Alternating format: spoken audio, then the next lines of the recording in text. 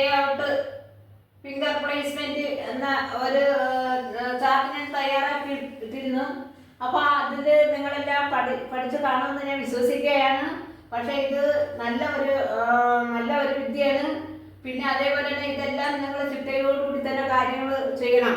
കാരണം ഓരോ അക്ഷരങ്ങൾ ഓരോ വിരലാണ്. അപ്പോൾ ആ ഓരോ അക്ഷരത്തിൻ്റെ വിരൽ നിങ്ങൾ കാണാപ്പാടായിട്ട് നിങ്ങൾ പഠിക്കണം. ഇപ്പം എ എന്ന് പറഞ്ഞ ഏതക്ഷരമാണ്? ഈ അക്ഷരമാണ് അല്ലേ? എ ഒന്നാമത്തെ വിരല്, എസ് രണ്ടാമത്തെ വിരല്, ഡി മൂന്നാമത്തെ വിരല്, എഫ് നാലാമത്തെ വിരല്, ജി നാലാമത്തെ വിരല്, എഫ് നാലാമത്തെ വിരല്. ഇത് കാണാതെ ഇതേപോലെ തന്നെ നിങ്ങൾ പഠിച്ചിരിക്കണം. അപ്പം നിങ്ങൾക്കിപ്പം വാക്കുകൾ വന്ന സാടെടുക്കുന്ന എസ് ഏത് വിരല്, രണ്ടാമത്തെ വിരല്, എ ഒന്നാമത്തെ, ഡി മൂന്നാമത്തെ വിരല്. ഇങ്ങനെ നമുക്ക് കാണാതെ പഠിക്കണം. വീട്ടിലെ രക്ഷാകർത്താക്കളോ അല്ലെങ്കിൽ ആരെങ്കിലും ഉണ്ടെങ്കിൽ നിങ്ങൾ അവരെ കൊണ്ട് തന്നെ ഇത് നല്ലപോലെ കാണാതെ നിങ്ങളെ ഫിംഗറിങ് ഫിംഗറിങ്ങൊക്കെ നല്ലൊരു കറായിട്ട് നിങ്ങൾ പഠിച്ചാൽ നല്ല എളുപ്പമുള്ളത്. അപ്പോൾ അതേപോലെ ഇങ്ങനെ ഇതിൻ്റെ കുറേ വേദകളൊക്കെ ഞാൻ നേരത്തെ തന്ന്. അപ്പോൾ അത് നിങ്ങളെല്ലാം നല്ലതുപോലെ നിങ്ങൾ ടൈപ്പ് ചെയ്ത് കാണുമെന്ന് ഞാൻ വിശ്വസിക്കുകയാണ്.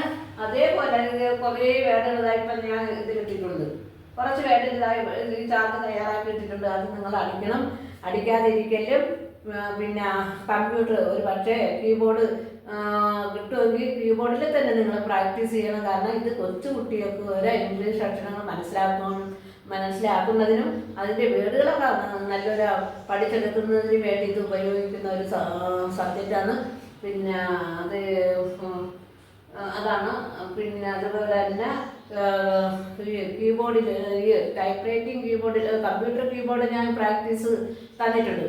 അപ്പോൾ ആ കുട്ടികൾക്കും കൂടെ വേണ്ടിയതാണ് ഇത് പ്രാക്ടീസ് ചെയ്തുകൊള്ളണം. ഓരോ അക്ഷരങ്ങളും നമ്മൾ അടിച്ച് നമ്മൾ കാണാതെ തന്നെയാണ് നമ്മൾ കീബോർഡിൽ നോക്കാതെ നമ്മൾ പേപ്പറിൽ മാത്രം നോക്കി അടിക്കണം.